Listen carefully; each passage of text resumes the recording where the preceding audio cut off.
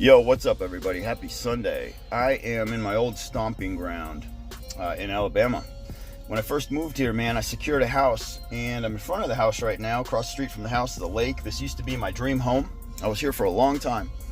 And I did a video not too long ago where I told you guys I had to throw the keys into my house because I chose my business over my house. If I stayed in this house, my business, it was my third business. I had already opened two that failed. By the time I got to this third business, I'm like, if I keep the house and try to maintain the business, I can't. The bills are absurd in this house. So I'll lose another business, and I need to become successful. So at the time, I threw the keys in the house, I let the house go, and I lived in the back of the tanning salon that I was building, the boutique.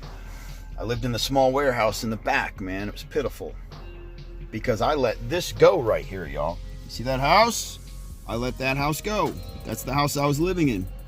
Before I fell behind on the payments, that front door right there, off to the right was a ledge, and I set the keys to the house on the ledge with a note to the owner of the house. What she was doing was she was letting me lease purchase the home. After 10 years, I had to let it go so that I could live in my boutique tanning salon and become successful. And it worked, because had I kept this, that business would have failed because I couldn't keep both. The overhead on this house at the time, I believe, so the payment was $1,000 a month, and all the other bills was about another $500. So I was at $1,500 that it saved me by letting that house go, which that is the House of Horrors, by the way. Across here is a lake. It's now wooded. You can't even see the actual lake. There's a lake on the other side of those trees, though. And holy shit, the stories, the shit that went on at this house, y'all. We'd come back from a tour after being gone for 2 months. You party for 2 months as a Chippendale. You're just partying. That's all you freaking do. And we would come home, and of course, I was the only one with a house. I owned my show, so everybody would stay at my house. Everybody would stay at this freaking house right here. I'm talking, there would be Chippendales all up and down the doorstep, Chippendales, they'd be everywhere, out there smoking, round the freaking clock, drinking, partying.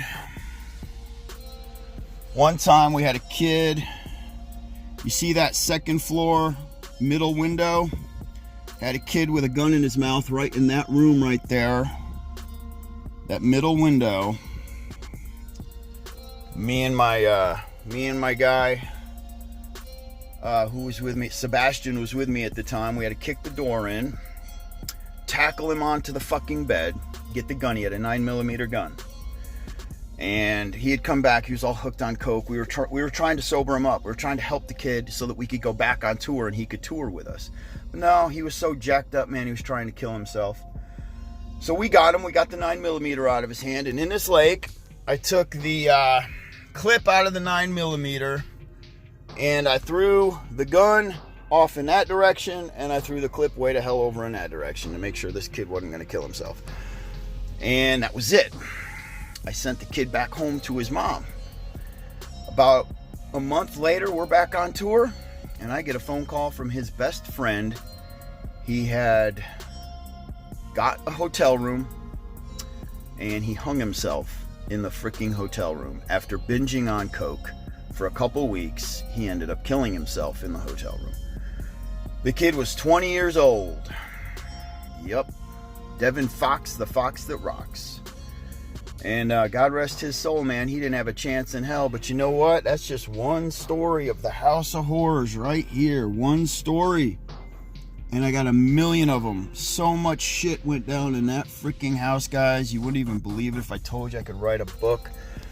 I could write a book with 1,000 chapters, man. But anyhow, that's the house that I threw the keys in to get my first, well, actually my third business that would actually launch me as a businessman to where I wouldn't fail. And I never fell behind. You see, I was paying the rent every month on that house. I never fell behind. But when I knew for a fact that I'd have to, either not pay or get the hell out, I just said I'm going to get the hell out because I don't want to even fall behind on rent. I don't want to, that shit to go down. So I just let it go. I did the right thing, and I let a house with a roof over my head. I had everything you can imagine, 2-car garage.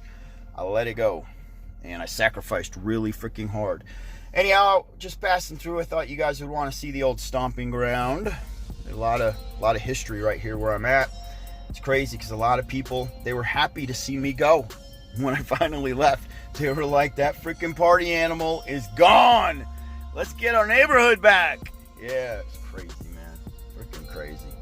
All right, everybody. Happy Sunday. Y'all have an awesome day. DogeWARRIOR out. Shaboom. Peace.